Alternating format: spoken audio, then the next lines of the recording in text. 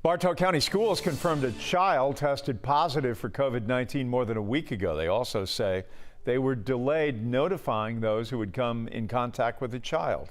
11 Alive's Brittany Klein-Peter spoke with a concerned mother and a nurse who says her daughter was exposed and she didn't find out until yesterday. I was scared to death. We could have prevented all of this and all of these rational thoughts that would go through my head if we'd have been notified sooner.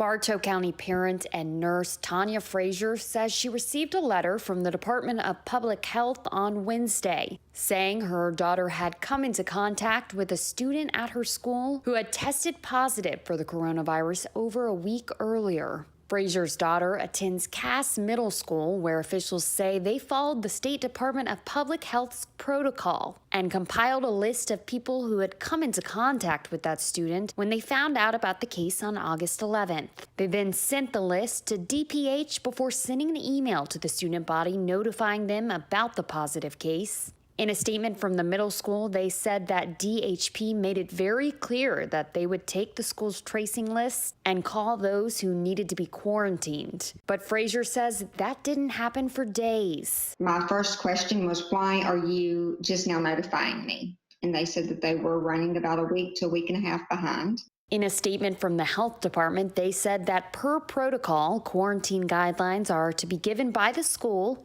to the family of the student being reported, and DPH will follow up as, quote, soon as possible. I received the phone call yesterday, and that's unacceptable because if any of these students do test positive, they've exposed everyone. Staff at Cass Middle School say that once they found out calls with DPH were delayed, they started calling people who had possibly come into contact with the virus. We are expecting our public health department to notify us and do their part in all of this.